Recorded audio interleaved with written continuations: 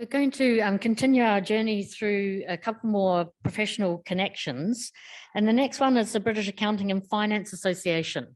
So I'm a part of the BAFA. I'm a previous chair of a Conference of Professors of Accounting and Finance. And I know that Lisa won't be too cross with me when I say it's not the most interesting institution, but it really matters because we're the body that looks at the various conditions that pertain to people working in accounting and finance. We're the nominating bodies for various assessment processes, etc. And so Jeffrey is a past chair of the association, as is Lisa. And so really pleased to have you here today, Lisa. Lovely to see you. And she will say a few words next. Thank you very much, Jan. It's very kind of you. And hopefully you can all hear me. I was sorry not to be able to travel to Lancaster to be with you today, but I'm pleased I still have the opportunity to speak, because the last time I actually saw Jeffrey was at the PD Leak lecture at Chartered Accountants Hall, which we've just been hearing about his connections, which must have been the last one they did before lockdown.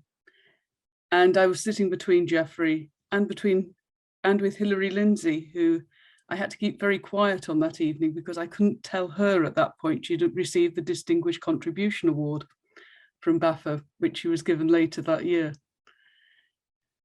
And we discussed BAFA, and Jeffrey was always very, very supportive when I was president.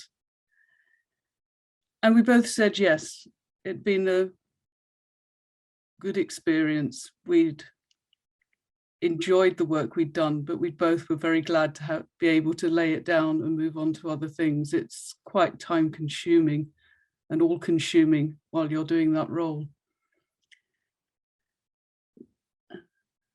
What I remember from that evening is that Jeffrey was invariably kind and supportive. I'd been an external examiner at Royal Holloway. We'd met obviously many times at conferences, but I often wish we'd met earlier because in fact we were both students during the mid-1980s in Staffordshire, even though that we were at different institutions. So it's possible our paths could have crossed earlier, and that would have been great. But his contribution to BAFA was immense. He was secretary and then vice president from 2007 to 2012. And then he became president from 2012 to 2014. And then he was followed by John Cullen and then myself.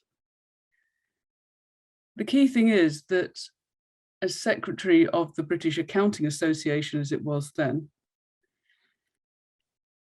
he realized that the association was now nearly 40 years old, but it needed to be reformed because it really wasn't meeting the needs of the 21st century. It had begun as the Association of University Teachers of Accounting in around 1967-68.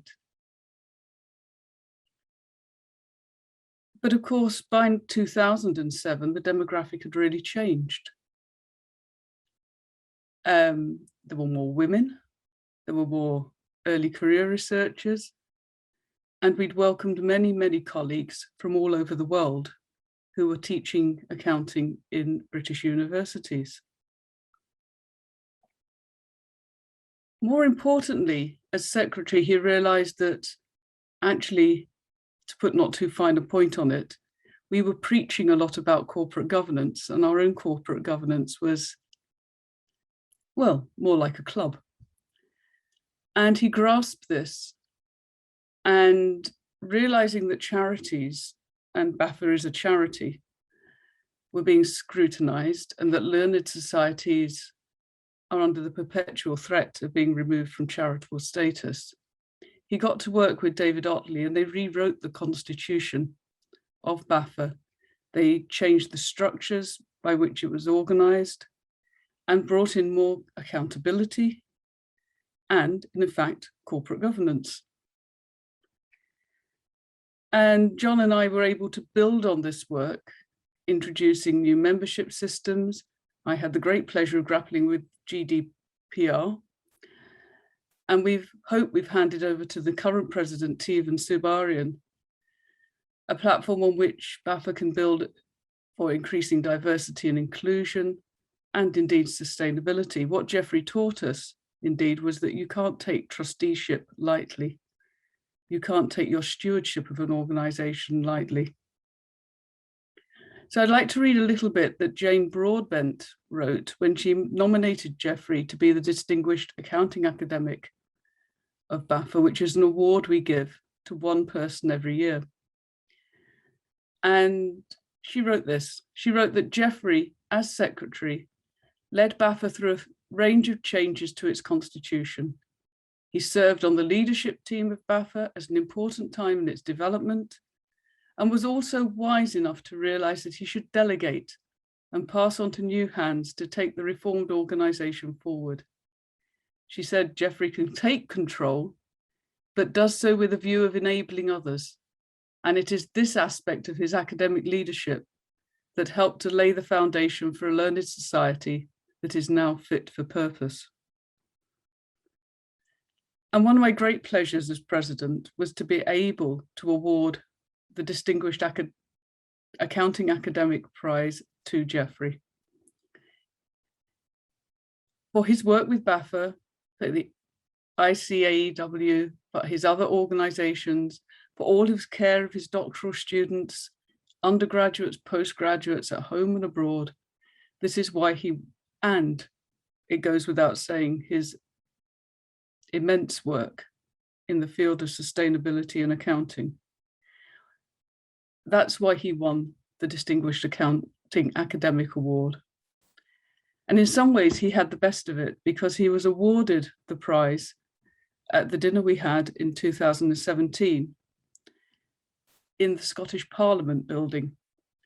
No, not actually in the chamber itself, but in their rather fantastic hall outside. And because we had a little bit more panache in our proceedings by that point, we were able to bring a little bit more razzmatazz to the occasion. Following a glowing citation by his dear colleague, Gloria Anguman, who herself has now been awarded the Distinguished Accounting Academic Award, he gave a wonderful acceptance speech in this surroundings, telling us about his journey from apprentice accountant to distinguished academic. And it was very inspiring and a reminder that just where the whole discipline has developed in his lifetime and how much contribution he made to it. And then to top this, his annual lecture, which he was obliged to give the following year, was at our 50th anniversary celebrations. It was one of the highlights, and it took place in the Central Hall, Westminster, which is a fantastic setting.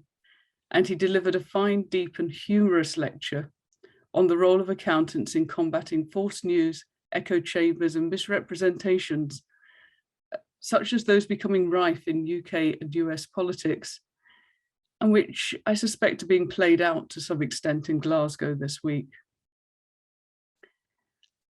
And then as president of BAFA, one of my great pleasures also was to be able to write the nominations for our distinguished accounting academics to become fellows of the Academy of Social Sciences.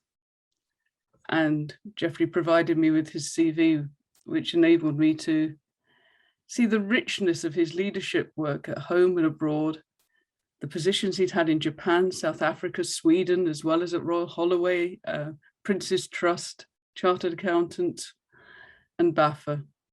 The immense value of his research and the depth of his teaching, it would have made writing the nomination easy had I not been restricted to only 500 words. He did indeed become a fellow of the Academy of Social Sciences. I like to think that given time, he might have been in line for a nomination to the British Academy as well, to join the very small number of accounting and finance people recognised at that level.